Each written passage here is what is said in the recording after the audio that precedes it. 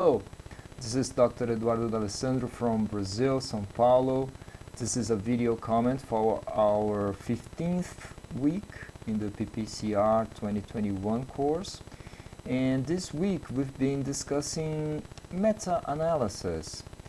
And we've been presented to a case of Professor Turner, who is a renowned physiotherapist in Australia, and who has been contacted by the Ministry of Health to provide evidence of physiotherapy effectiveness following knee arthroscopy.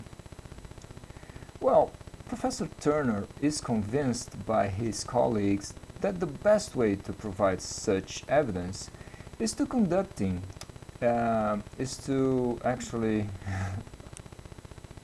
performing a well-conducted meta-analysis on the subject. And he believes his research question is already set.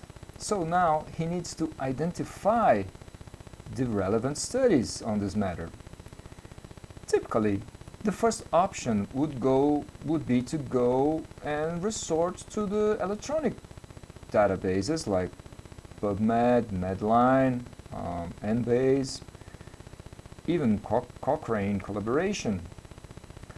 But he could also use other methods like searching within the reference table of conferences, or he could contact experts.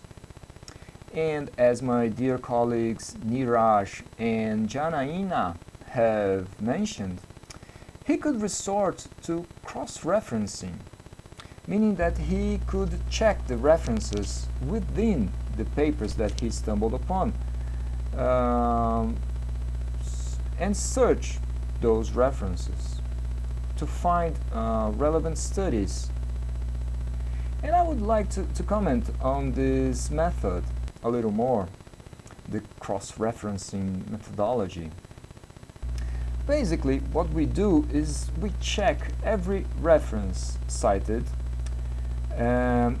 within a relevant paper on the matter that's the subject of the meta-analysis. So with this you may find eligible papers for the review. And actually the Cochrane collaboration did conduct a study to determine whether or not checking the reference list is a good idea. Is it a good use of time and resources while conducting a systematic review or meta-analysis?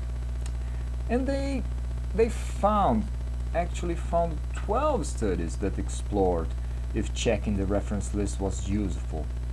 And I quote, "These studies reported a range of results from identifying only a few additional studies, 2.5%, to identifying many additional studies, 42%, through checking references, but unfortunately none of these studies looked at how much time and money were spent on the process of checking these reference lists. And it was suggested that it may be impossible to estimate." So the author's conclusion is, again, I quote, "There is some evidence to support the use of checking reference lists for locating studies in systematic reviews. However, this evidence is derived from weak studies. In situations where identification of all relevant studies through hand searching and database searching is difficult, it would seem prudent that authors of reviews check references lists to supplement their searching and to detect the challenge."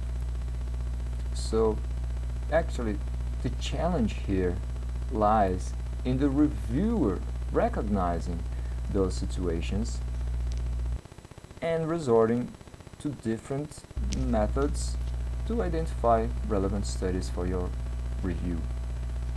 Hey, thank you very much. See you next week. Bye bye.